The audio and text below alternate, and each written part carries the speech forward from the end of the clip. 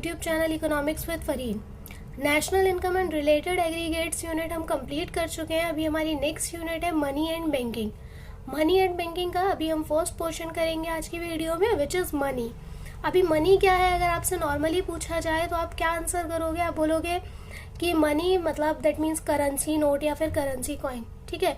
लेकिन मनी का डेफिनेशन सिर्फ इतना नहीं होता है, जैसा कि आपको दिखाई दे रहा है स्क्रीन पर। मनी क्या है, मनी की डेफिनेशन क्या है? Money is anything which is generally accepted as a medium of exchange. वो सब कुछ मनी है जो जनरली एक्सेप्टेबल हो as a medium of exchange, ठीक है। मेजर्स ऑफ वैल्यू, मनी के थ्रू आप वैल्यू मेजर कर सकते हो, मनी को आप स्टोर कर सकते हो, और ये डेफर्ड पेमेंट के लिए भी होता है, ठीक है। अभी ये सारी चीज़ें क्या होती है, measures of value, store of value, वो चीज़ अभी बाद में डिस्कस करेंगे। पहले ये देखते हैं, जैसे अभी गवर्नमेंट ने सपोज एक पेपर नोट है, ठीक है, एक पेपर है। अभी हमारा जो करेंसी नोट है उसको गवर्नमेंट ने बोल रखा है, गवर्नमेंट मतलब लॉ में है कि वो मनी है, मनी की तरह एक्ट करेगा, वो जनरली एक्सेप्टेबल है, इसलिए हम उसको एक्सेप्ट करते हैं, ठीक है। अगर अचानक से बोल दिया जाए, जैसे अभी लास्ट हुआ था कि 500,000 के नोट को मना कर दिया गया था, ठीक है, तो अभी अगर आपको कोई देगा भी तो आप नहीं लोगे, ठीक है, वो जनरली एक्सेप्टेबल नहीं है, अभी वो मनी का काम नहीं करेगा, ठीक है। तो जिसको लॉ में बोला गया है, हमारी गवर्नमेंट ने बोल रखा है, जिसको भी, चाहे वो एक पेन हो या करेंसी, पेन तो नहीं होता है ऑब्वियस, लेकिन अगर कल को बोल दिया जाए सपोज कि एक पेन है वो ऐसा मनी की तरह वर्क करेगा, तो हम फिर उसमें भी हम फिर जो अभी करेंसी नोट है उसको वेस्ट समझेंगे, ठीक है। तो वो सारी चीज मनी क्या होती है, ये तो चीज़ समझ आ गई आपको। अभी इसमें आपको दिखाई दे रहा है कि मनी में measure of value, store of value और डेफर्ड पेमेंट, ये क्या है। तो इसको ये ज़्यादा क्लियर होगा अगर हम बार्टर सिस्टम लेके चलेंगे, ठीक है। बार्टर सिस्टम से आप लोग ऑलरेडी अवेयर हो, आपने 10th क्लास में भी इस हिस्ट्री में पढ़ा होगा कि बार्टर सिस्टम होता क्या है, ठीक है। पुराने टाइम पे जब मनी नहीं था तब बार्टर सिस्टम फॉलो होता था हमारी इकोनॉमी में। बार्टर सिस्टम दैट मीन्स उस टाइम पे जब हमें कोई भी चीज़ चाहिए होती थी, तो अभी तो हम मनी देते हैं और मनी के एक्सचेंज में हम दूसरा सामान, दूसरी गुड्स और सर्विसेज ले लेते हैं। पहले के टाइम पे हमें क्या था, हम कोई सामान, मनी तो था नहीं, तो कोई सामान देते थे, उसके बदले में कोई सामान लेते थे। कॉमोडिटी टू कॉमोडिटी इकोनॉमी भी बोला जाता है, ठीक है। कोई सामान दिया, उसके बदले में कोई सामान लेते थे, ठीक है। तो मनी ने सारी प्रॉब्लम को रिसॉल्व किया, ठीक है। अभी क्या है, बार्टर सिस्टम में क्या है, मेजर ऑफ वैल्यू का जो पॉइंट है, ठीक है, मेजर ऑफ वैल्यू का पॉइंट जो है ये देखते हैं। बार्टर सिस्टम में क्या था, बार्टर सिस्टम में प्रॉब्लम आती थी। बार्टर सिस्टम में सपोज अगर किसी को राइस चाहिए और उसके पास मान लो क्या है, उसके पास सपोज एप्पल्स है, ठीक है, तो अभी उसको वो कैसे मेजर करेगा, उसको कैसे समझ आएगा कि एक एप्पल में उसको कितना राइस मिलने वाला है या 2 एप्पल में कितना, मतलब बहुत ज़्यादा प्रॉब्लम होती थी। लेकिन अभी क्या है, अभी ऐसा प्रॉब्लम नहीं है, अभी सॉल्व हो चुका है सब कुछ। हमें पता है कि 10 का हमारा एक बिस्किट का पैकेट आता है, या फिर 80 रुपीज़ में 1 kg सेब आएगा, ठीक है। तो ये प्रॉब्लम सॉल्व हो चुका है, अभी मेजरमेंट का अभी सब कुछ फिक्स है, जो कि सब लोग उसको एक्सेप्ट भी करते हैं, ठीक है। सेकेंड प्रॉब्लम जो हमारी सॉल्व हुई है वाटर सिस्टम वाली, which is store of value. Water system में क्या था, सपोज मनी तो था नहीं जो आप स्टोर करके रख सको, ठीक है। पहले मान लो हम कॉमोडिटी को as a medium of exchange use करते थे, ठीक है। अब हमारे पास सपोज कॉमोडिटी ज़्यादा है, ठीक है, अगर हम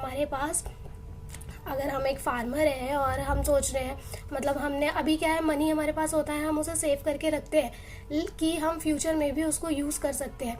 लेकिन उस टाइम पे अगर हमारे पास सामान ज़्यादा है तो हम उसको सेव करके नहीं रख सकते थे, क्योंकि उसको फ्यूचर में यूज़ करने के लिए, अगर आप सोच रहे हो कि फ्यूचर में यूज़ करेंगे, उसको सेव कर लेते हैं, तो वो उतने टाइम तक आप स्टोर करके नहीं रख पाते थे, क्योंकि वो ख़राब होने का भी डर रहता था, ठीक है। वो ख़राब हो जाएगा, लॉन्ग टाइम तक आपके पास नहीं स्टोर रख सकते ना। लेकिन मनी ने इस प्रॉब्लम को रिसॉल्व किया। मनी को आप जितना टाइम तक चाहो उतना टाइम तक स्टोर करके रख सकते हो, बैंक में डाल दो, अपने घर में लॉकर में डाल दो, कहीं भी डाल सकते हो, ठीक है। फिर उसके बाद है डेफर्ड पेमेंट। डेफर्ड पेमेंट मतलब क्रेडिट फैसिलिटी भी मनी ने प्रोवाइड की। बार्टर सिस्टम में क्या होता था, क्रेडिट फैसिलिटी होती तो थी, लेकिन बहुत ज़्यादा उसमें कॉन्सिक्वेंसेस होते थे। क्या प्रॉब्लम आती थी कि सपोज किसी ने किसी से आलू उधार पे लिया, ठीक है, कि आप उनको अभी अभी क्या है, अभी अगर आपसे कोई पैसा लेता है उधार पे, क्रेडिट फैसिलिटी आप किसी को प्रोवाइड करते हो, तो आपको मालूम है कि आफ्टर 5 ईयर 10 ईयर जितना भी टाइम बाद आपको पैसा वापस मिलेगा, उसकी सेम वैल्यू होगी, वो आपको उतना ही मिलेगा। ठीक है, ऐसा नहीं होगा कि नोट का साइज बड़ा हो जाएगा, छोटा हो जाएगा, सेम वैल्यू नहीं रहेगी, ऐसा कुछ नहीं होने वाला। ठीक है, लेकिन पुराने टाइम पे क्या प्रॉब्लम होता था बार्टर सिस्टम में, कि उस टाइम पे अगर किसी ने सपोज किसी को कोई वेजिटेबल ही उधार पे दी, उसने बोला भाई 15 दिन बाद मेरी फसल हो जाएगी, आप तब ले लेना, तो क्या पता उस टाइम सेम क्वांटिटी ना मिल पाए या सेम क्वालिटी ना मिल पाए। उसकी क्वालिटी अच्छी थी जो उसने ली थी, लेकिन जब वो वापस कर रहा है वो क्वालिटी उस लेवल की नहीं है। तो ये सारी प्रॉब्लम्स को मनी ने सॉल्व किया। ठीक है, तो मनी क्या होता है अभी आप समझ चुके हो। Money is anything which is generally accepted as a medium of exchange, measures of value, store of value and means for standard of deferred payment. Clear. अभी आपका पॉइंट आता है मनी सप्लाई, कि मनी सप्लाई क्या होता है।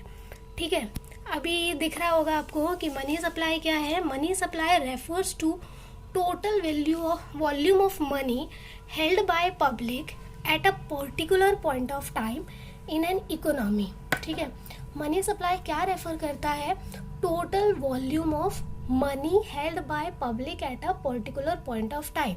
मतलब particular point of time पर हमारी इकोनॉमी के अंदर पब्लिक के पास कितना पैसा है, कितना मनी है, that is called money supply. Clear. एक बार फिर से देख लेते हैं मनी सप्लाई क्या होता है। Money supply refers to total volume of money held by public at a particular point of time in an economy। हमारी इकोनॉमी के अंदर पर्टिकुलर पॉइंट ऑफ टाइम पे पब्लिक के पास जो भी पैसा है वो आपका मनी सप्लाई होगा। ठीक है, अभी क्या है, पब्लिक के पास जो पैसा है, मतलब इससे आप क्या समझते हो, पब्लिक के पास पैसा होने का मतलब है यहाँ पे कि मनी यूजिंग सेक्टर के पास जो भी पैसा है। ठीक है, नॉट मनी क्रिएटिंग। ठीक है, we are talking about money using sector.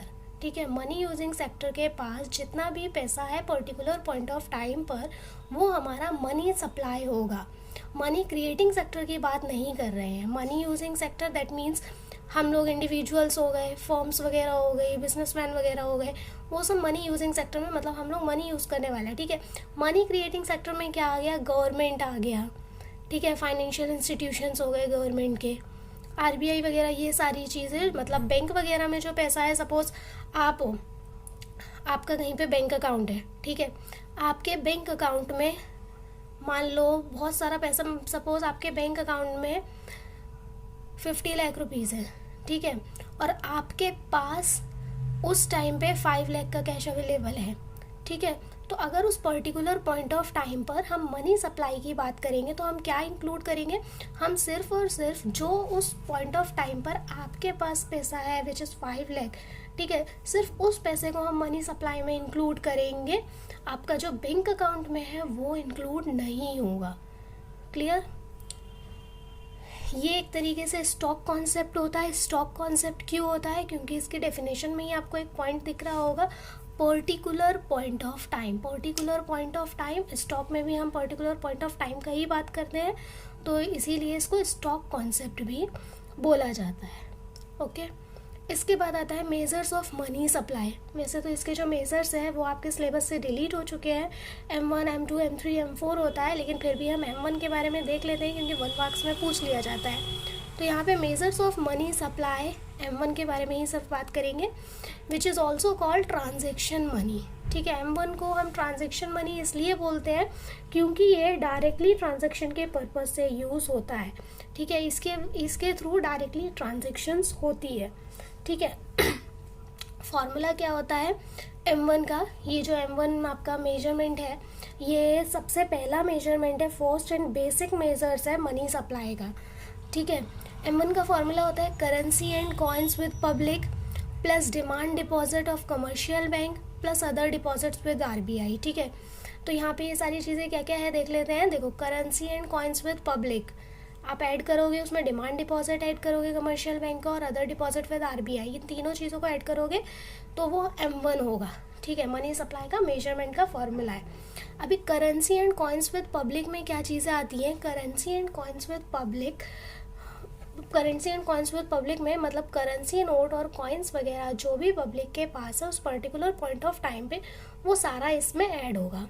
दूसरी चीज़ है demand deposit of commercial bank. अभी आप बोलोगे कि अभी ऊपर तो हमने पढ़ा कि जो बैंक के पास पैसा है, हमारे अकाउंट में जो पैसा है उसको हम पर्टिकुलर पॉइंट ऑफ टाइम पर इंक्लूड नहीं करते हैं मनी सप्लाई में, बट यहाँ पे क्या है demand deposit of commercial bank, तो demand deposit of commercial bank include होगा मनी सप्लाई में। मतलब एक एग्जांपल के थ्रू आप समझ सकते हो, सपोज